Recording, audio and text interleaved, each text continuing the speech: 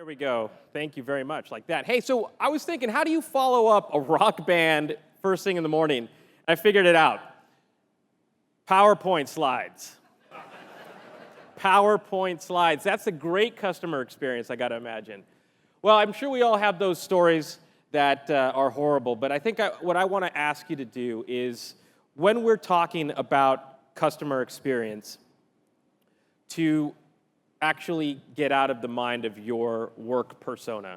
I know you're all here representing companies. I know you're all here to figure out what to do next. But the thing about customer experience that a lot of companies I work with around the world seem to miss is that when they are making decisions about technology, about policies, about processes, they are not their customer. They're a stakeholder, they're a shareholder, they're whatever it is, but they're everything but the customer. So when we're making decisions about what to do for the customer, it is the least empathetic thing possible. I'm sure someone at WOW Airlines thought that all of those processes and policies were the right thing to do. We live in a very interesting time where technology is disrupting us. We have behavior that's being disrupted as a result. There's so many new technologies. There's so many new trends. There's so many things to learn. And I know that's why you're all here. But I think what I want to share with you over the next 20 to 30 minutes is this. The state and future of customer experience is not built upon the foundations that drive business today. Think about how we operate. Think about how we measure success. All of those things were designed 50 to 60 years ago. The entire foundation of business is dated. There is so much to unlearn in order to see things in new ways, to do things differently, that this is where our story begins. We put ourselves in the mind, body, and soul and spirit of our customer, because when we talk about experience, that is theirs. The experience is theirs, and it's our job to give them an experience that matters, not just in one moment, but in every moment. We live in an era of what I call digital Darwinism. Technology evolves. As a result, society evolves. And some of us look at it and say, wow, I can't believe people can't put their phones down. I can't believe people insist on taking pictures of their dinner and posting it to Facebook. But it's happening, and we're not going to be able to change it. We're not going to be going backwards. Behavior just keeps pushing forward. And what's happening, and what makes it so difficult, is every day we go to work, we are operating in that dated paradigm and trying to push forward, trying to innovate, trying to be relevant for a new era of business. All the while, society keeps pushing forward. They keep setting new standards. They keep setting new boundaries. The customer has moved so far from the center we think matters that even trying isn't good enough anymore. This is a great opportunity. I'm a hopeless optimist. I see this as an opportunity to go back and rethink everything. What could we do better? What could we do differently to save ourselves from the Kodak moment? Some of you in this room know exactly what I'm talking about when I say the Kodak moment. Probably one of the most powerful forms of nostalgia ever. When we heard it, we remembered all of the memories, our childhood.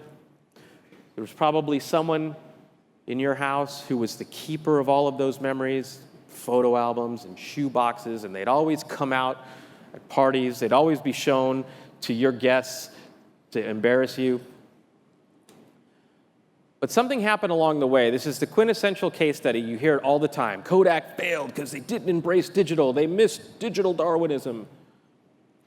But the real story is they failed because they didn't recognize how the Kodak moment was evolving as society was evolving. When digital photography came out, it completely changed our relationship with memories.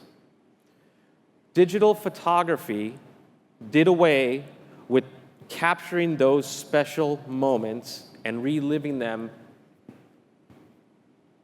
in a print. For the most part, digital photography changed from memories to experiences. Think about all of the pictures on your phone that you are never, ever going to see again. But it makes you feel good that you captured the moment. But that's how society evolves. It just changes. Behaviors change, norms change, values change, expectations change. The fact that any of us would put up with a WOW Airlines in the next 5 to 10 years with an experience like that is just not going to happen, because this is the revelation for so many investors, so many startups, for so many competitors, is that you can compete at the level of customer experience and win. You don't even have to have a better product or service. People are willing to pay more if they think they're going to get a better experience. And that's why anytime we talk about customer experience, we should probably talk about what that word or those words actually mean. Customer experience is theirs.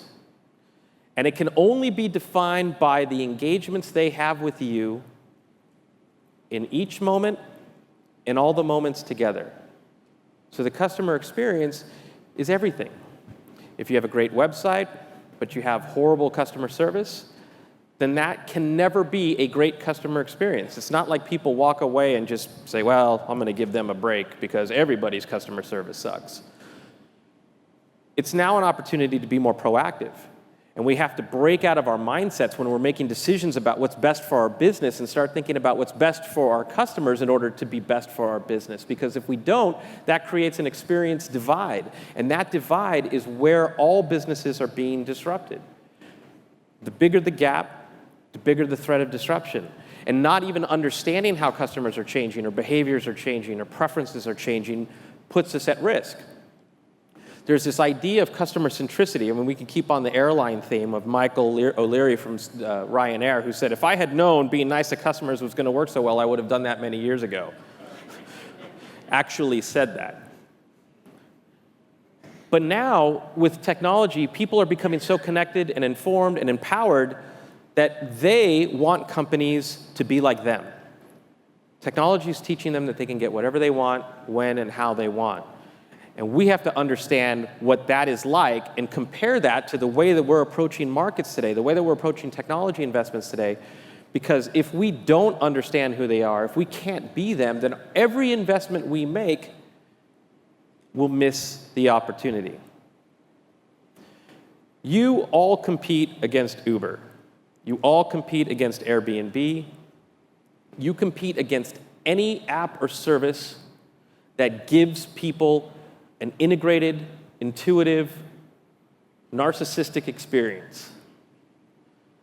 Because that becomes the standard for how people want to be engaged. That becomes the standard for how people want to be served. Why isn't there an Uber for my doctor or my dentist or my insurance provider or my bank? There will be. And we all compete against every company that's breaking boundaries, because that is the standard for how people want to do business. We all look at our traditional competitors, and they all look at you, all the while the customer expectations for experience are pushing forward in so many ways that it forces us to step back and see things differently.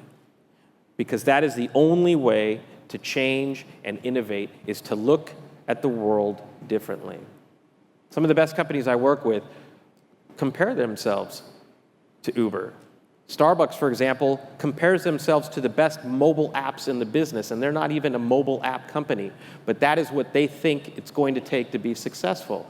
And as a result, they have more money on Starbucks mobile cards today than a lot of banks have in their vaults. And it's intentional. All innovation starts with a shift in perspective, because how we experience the world is not how other people experience the world, yet they're the ones who have the voting rights. They're the ones who keep us in business. Today, we ask customers to go through what I call the cluster funnel. None of it is integrated. The whole business model that we operate in, this silo doesn't talk to this silo, doesn't talk to this silo. People don't care. They're starting to understand what a great integrated experience looks like. They don't care that you're siloed or you have different departments. They just want that standard that they're starting to get used to. And when you look at how the world is changing, we have to ask ourselves, how do we want to see it? Because a lot of executives I work with or try to change always see the lovely woman here in the front, because she represents the customer that they know. She represents the business models that they operate in. She represents business as usual. Everybody else, they're just distracted. They just don't put their phones down. They're too addicted to it. They can't even be in the moment like this sweet woman here in the front. Yet every single person in this photo is in the moment. They just choose to experience it differently. Who are we to judge? It's our job to figure out how to get on their screens, to get in their world, to get in their life, because it's counterintuitive to everything that we're going to try to do without thinking otherwise. Because with a shift in perspective, you could say, wow, look at this selfish woman here in the front, not sharing this special moment with all her Facebook friends that couldn't be there, just holding on to that while everybody else is so gracious and sharing. It's perspective. People are learning how to hack their journeys to get what they want, to get the experiences that they want. We haven't had a meaningful conversation about websites in 20 years. I think the biggest innovation we've had is, could we make our website fit on this screen without reimagining how the entire dynamic of a mobile device has changed how people process information? Or when we create navigation or customer journeys or our own apps, we don't realize that when we're doing that, we compete against Google, we compete against Apple, because they teach people what the standard for a user experience should be like. And then we ask them to do things other ways. We're literally asking them to conform. We're asking them to stop doing what feels good to do business with us. And the more that people become connected, the worse it gets. This is a cartoon a friend of mine drew when I was talking about the design issues from going from desktop to mobile. Let that sink in for a second. This happens everywhere. Forms and surveys and pages. All of these equate to bad experiences. Wait times, all of these are the user experiences that convert into customer experiences. It's even in how we talk. I mean, I'm pretty sure none of you in this room look forward to the thousands of email newsletters you get from places you never even registered to, or your favorite retailer brands that have no idea who you are. They're just sending you every special, every sale, whatever it is. But people are starting to realize that that is not, that's not a good experience. In fact, it's so dramatic that how you talk, whether it's your website or your email or your service provider or your script that they read from, if you don't talk their language, if you don't recognize that they have a million better things to do, they are actually breaking relationships right now. They're breaking relationships for a lot of reasons. If I have to jump from your site to your app to someone on the phone, if the experience is inconsistent, I leave with a bad customer experience that you might not even hear about it. Something that Net Promoter Score is never, ever going to tell you. Yet people are voting with their dollars. I just published this report, the 2017 State of Digital Transformation, and I was just blown away by how few companies actually are looking at how their customers are changing. Only 35% of them have actively mapped the customer journey to find problems and figure out what they need to do next. And that's down from 54% the year before. We're making all of these investments, and we don't even know why. But that has to change. It gets even worse when we look at mobile. Innovation is all the work that we do to conform to the expectations and preferences of people, not the other way around. And that's the way it's always been. And this is why so many companies are being disrupted today, because they're starting to figure out that it's a competitive advantage if they can give people a better experience because they understand them. Because we're really programming our brains as human beings every time we pick up that mobile device. The smartphone has been the biggest disruptor of behavior in a very long time. We look at that phone 1,500 times a week, and that adds up to about 177 minutes a day. The favorite social networks that you use have the same design principles as this casino.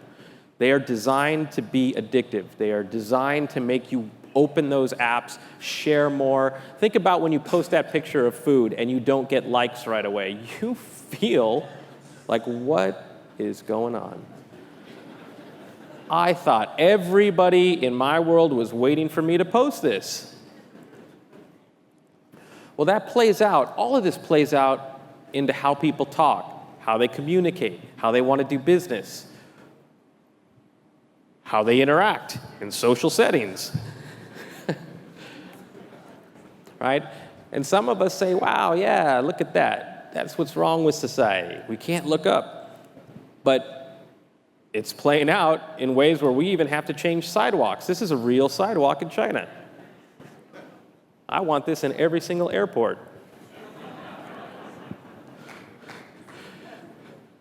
This is a real crosswalk in the Netherlands. I want you to think about this from a customer experience metaphor. Hey, Brian, we've got this problem. No one can look up. They're always on their phone. They keep walking into the street and getting hit by bicycles and cars. Well, Bob, let's just chalk that one up to natural selection.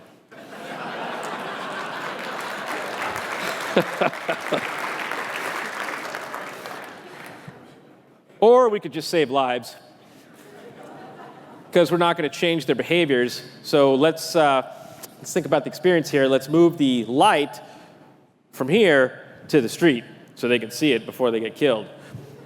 All right. It's that extreme, right? And that same conversation can happen in every touch point your company provides today, because the whole Maslow's hierarchy of needs have changed. I mean, let that sit in for a second. This is real problems right here. This is a real picture. This is a real moment. All the technology we've been given, we haven't seen anything yet. There's so much disruptive technology on the horizon. Those behaviors and expectations and preferences and values are only going to keep moving forward. So we have to be agile with how we think about customer experience so that we can be adaptive to meet or exceed their needs as they evolve too. I mean, this picture is so poignant for many reasons. One, I don't even know what world this dude is, but whatever it is, he had to bring it with him to lunch. But then you see the clash of the person here in the window looking at me with a smartphone taking a picture of this guy while he's in a different universe. And that's the world we live in. We have to cater to customers who don't want the world to change, and we have to cater to customers who are right there in the middle, and we have to cater to customers who want things better and more personalized and more efficient and intuitive. But everybody benefits if you look at the hyper-connected customer. So it's not just about digital, it's taking those user experience principles and putting it into real life to make things better, more connected. Because customers, as they become more connected, not just the kids, I see all of the smartphones out there. We all become more connected, informed, empowered, demanding, impatient, elusive, and it only continues. Yet, business operations and models don't keep up. The truth is that there is no playbook or checklist to figure out how to be innovative. As many books as there are, as many reports as there are, it's something that you have to ask yourself. Because if you're waiting for someone to tell you what to do, you're on the wrong side of innovation. Innovation, I've learned time and time again, comes from anywhere and from anyone. And every story of digital transformation or business transformation starts with personal transformation. Because you believe how you're doing things today could be different or better. Most companies I talk to think they're being innovative when they're actually being what I call iterative. Iteration is not a bad thing, but when we invest in new technologies or we try to move to the cloud or we try to get an app, that's not innovation, that's iteration. We're just doing the same things better, maybe because of new technology or shorter wait times, whatever it is. But innovation can only be defined as doing new things that create new value. And this is setting the stage for disruption, which is doing new things that make the old things obsolete. Which is why, for example, if you've ever used Uber or Lyft, it's very difficult for you to want to go back to a taxi. Or anything that sucks, honestly. But on that note, this is a metaphor for customer experience iteration, the remote control. We all have a reluctant relationship with our remote control. Every time there's a new technology, I don't know, Netflix, for example, someone in the engineering department says, let's just add another button to the brick. You know, on average, there are 70 buttons on a remote control. And we live in a world that's this, or now if you have Amazon Echo, it's now voice. So many things are changing behaviors that, to the extent that we don't realize until we look backwards to say, maybe I have been looking at the world through my to-do list, through my checklist. I have this saying, I tried to be innovative once, but I got stuck in meetings all day. Design has to start. Strategy has to start with thinking about how the connected mindset is different from what we think it is.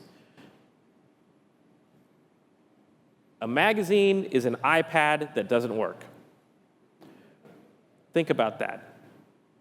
It's hard to imagine a world where someone else sees a magazine this way, because we grew up with all of these changes. We grew up with all of these technology iterations and innovations. We had to learn it every single time we grew up. Yet there's a whole new connected generation that has to conform back. They have to actually learn how to use a magazine because their brain doesn't work that way.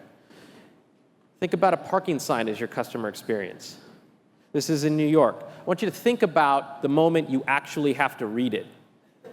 It's not because you're walking by, this looks interesting. You're in a car getting yelled at by New Yorkers while you try to figure out if you could park there. The anxiety you feel, just like the anxiety you feel anytime you have to call customer service or you have to navigate a website. It's an emotion. Experience is an emotion. It's what you feel. It's what you sense. And when you add up all those feelings together, that is your customer experience. It's how they feel. So New York says, hey, we got to do something about this. This is bad. So they got a lot of design agencies together, and they designed a new parking sign. That's iteration. It's cleaner. I don't know that they still tried to read it in the moment they had to do it, in a car, getting honked at and threatened, but still, innovation looks like this. The brain sees things quicker if it's visualized like an app. This insight is just one of the many different approaches that you could take to delivering value and how you talk, how you speak, the customer journeys, the touch points, everything that you put out there. The entire journey can move from a cluster funnel to an infinity loop. To reimagine how people go throughout the journey, how they feel, to set the standard for what the experience should feel like, and design that as a new experience style guide into each of the touch points that you put out there. This is what Philips calls their experience, where they have navigated everything. It's called an experience flow. Everything from the website to the packaging to the representatives is architected to deliver against this experience they want people to have. So I'll leave you with this. You don't have to innovate overnight, but you just have to look at people and how they're different and reverse engineer. What's broken? What do we need to fix? What could we improve in terms of friction? What could we make more intuitive? Where are there opportunities to deliver experiences that are more Uber-like so that we can be innovative at the same time we're being iterative? And lastly, how do we just build a culture of empowerment where we're rewarding people, where we're incentivizing people to start thinking outside of their role, to start thinking in broader terms? Because anyone who touches the customer, wherever you are in the organization, even IT, now has to be part of a customer experience team that's cross-functional, because that's what people expect. So I'll leave you with this. In a world of machines, in a world of crazy technology, in a world where it's just not going to stop, humanity becomes the killer app, because at the end of the day, all we're talking about is how to make human beings feel better in each moment, in all of those moments. so that we can deliver the best customer experience to bring them back and make them happy, not only because they're going to feel happy, but because in a connected world, an experience becomes a memory, whether it's good or it's bad. And it can be measured by how someone decides to share that experience with someone else. Thank you very much.